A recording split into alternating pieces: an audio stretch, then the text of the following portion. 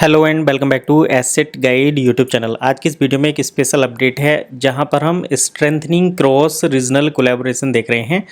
Cross regional collaboration का मतलब होता है कि जो दो डिफरेंट रीजन हैं वो एक साथ कोलैबोरेट कर रहे हैं वन इकोसिस्टम प्रोजेक्ट को आगे बढ़ाने के लिए। तो यहाँ पर हम ये जो बड़ी वाली लेडीज़ देख रहे हैं इसमें ये हैं रसिया और इधर जो माइलोन है ये जो वियतनाम में हेड ऑफिस है वहाँ पर OES की जो डील सेकर और वन इकोसिस्टम है उसकी हेड हैं। तो इन दोनों ने अभी कोलैबोरेट किया है to expand their business and मतलब एंटायर रसिया में अब इसको ये प्रमोट करने के लिए इनके साथ कोलैबोरेशन किया है। अब देखिए इन्हें एक पोस्ट भी दी गई है तो उसके बारे में बातचीत कर लेते हैं। ये 9 जून 2025 को पब्लिश आर्टिकल है। As a part of ongoing effort to ensure effective collaboration and business growth across strategic markets, Ala Beliba International Global Council IGC member representing the Russian region। तो ये आला बेलीबा हैं जो IGC मेंबर है रसिया की। ये Russian जो मार्केट है उसको रिप्रेजेंट कर रही हैं, रसियन रीजन को रिप्रेजेंट कर रही हैं। और इन्होंने रिसेंटली जो वियतनाम में हनोई प्रांत में स्थित वन इकोसिस्टम का सेंट्रल ऑफिस है उसको विजिट किया है और कुछ ट्रेड्स को लेकर कोलैबोरेट किया है।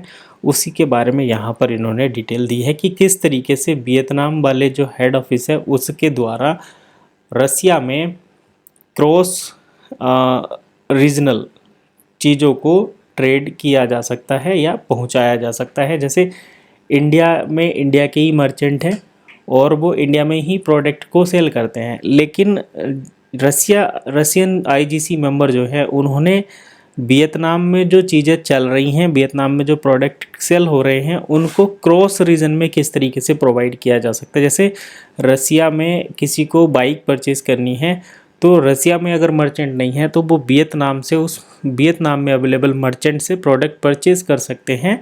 ऐसा यहाँ पर इन्होंने एक व्यवस्था की है, उसी के लिए इन्होंने एक कोलैबोरेशन किया है। मतलब जैसे इंडिया में कोई मर्चेंट है वो गाड़ी बेच रहा है तो बायर जो हैं वो इंडिया के ही रहेंगे, परचेज़ करेंगे। लेकिन वियतनाम में भी कोई सेल कर रहा है और इंडिया में उसको कोई किसी को परचेज़ करना हो तो उसके लिए बड़ी लिमिटेशंस लग जाती हैं। जैसे कि पहली बात तो ये कि इंडियन कस्टमर रसिया में कैसे वियतनाम से कैसे परचेज़ करेगा, उसका कोई प्रोसेस नहीं है।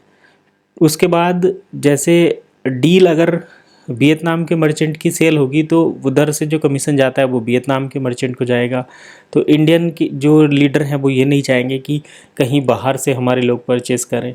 तो अब रसियन IGC मेंबर ने वियतनाम के IGC मेंबर से कांटेक्ट किया है, वियतनाम के लीडर से, और क्रॉस रीजन में कोलैबोरेट करके किस तरीके से वो प्रोडक्ट की डिलीवरी करेंगे इस बारे में बातचीत की है। सपोज करो कि गोल्ड अगर वियतनाम में बिकता है तो उसको रसिया के लोग भी परचेज़ कर पाएंगे रसिया में ही बैठकर, उन्हें वियतनाम जाने की ज़रूरत नहीं है।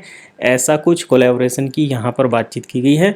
अब इंडियन IGC इस तरीके का कब हमें कुछ अपडेट देते हैं तो काफ़ी अच्छा रहेगा कि इंडियन लोग भी वियतनाम से कुछ परचेज़ कर पाएँ बिना वियतनाम जाए। तो IGC मेंबर को आगे आकर कुछ कोलैबोरेट ऐसा ही करना चाहिए। हालांकि इसकी उम्मीद तो कम ही लग रही है, लेकिन अगर ऐसा हो जाता है तो इंडियन कम्युनिटी के लिए भी बढ़िया होगा। दूसरों से सीख कर ही कुछ कर ले तो ज़्यादा बेहतर है। फ़िलहाल वीडियो को मैं यहीं पर वाइंड अप करता हूँ। एक और सनसनीखेज इन्फॉर्मेशन आ रही है, उसके बारे में भी बातचीत करेंगे नेक्स्ट वीडियो में। फ़िलहाल इतना ही, मिलेंगे नेक्स्ट वीडियो में। तब तक के लिए कीप वॉचिंग एसेट गाइड।